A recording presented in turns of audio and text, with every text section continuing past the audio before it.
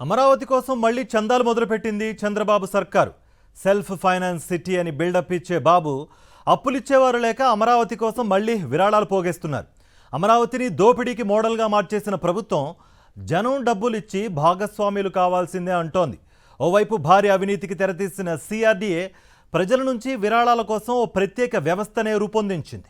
స్వయం సమృద్ధి నిధులతో అమరావతి దానంతటా అదే అభివృద్ధి చెందుతుందని మొదటి నుంచి కోతలు కోస్తున్న చంద్రబాబు గతం నుంచి అప్పుల కోసం ఎగబడ్డారు.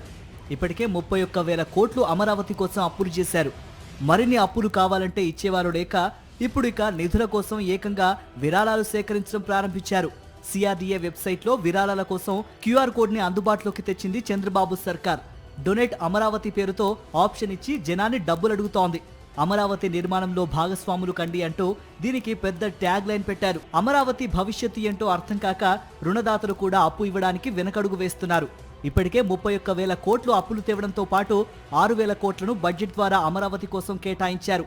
77,000 కోట్ల పనులకు ప్రభుత్వం టెండర్ల ప్రక్రియ ప్రారంభించింది.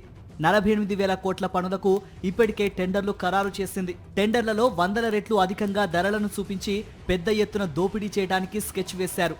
అమరావతిలో చేపడుతున్న పనులకు దాదాపు 1,00,000 కోట్లు అవసరం. చంద్రబాబు ప్రభుత్వాన్ని చూసి ఎవరూ అప్పులు ఇవ్వకపోవడంతో ఇక విరాళాలు దండుకునేందుకు సిద్ధమయ్యారు. అమరావతి కోసం విరాళాలు సేకరించడం ఇదే మొదటిసారి కాదు. గతంలో కూడా చంద్రబాబు ప్రభుత్వం విరాళాలు సేకరించింది. ఏపీ సచివాలయంలో హుండీలు పెట్టి మరీ అప్పట్లో విరాళాలు సేకరించారు. అలానే ఆన్లైన్లో అమరావతి బ్రిక్స్ పేరుతో ఒక్కో బ్రిక్ ని 10 రూపాయల చొప్పున అమ్మి విరాళాలు సేకరించారు.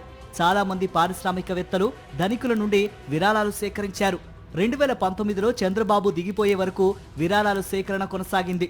అయితే ఆ విరాళాలు ఎంత వచ్చాయో, వాటిని దేనికోసం ఖర్చు పెట్టారో ఇప్పటి వరకు బయట పెట్టలేదు. ఇప్పుడు మళ్లీ గతంలో మాదిరిగానే అమరావతి పేరుతో విరాళాలు సేకరణ ప్రారంభించారు.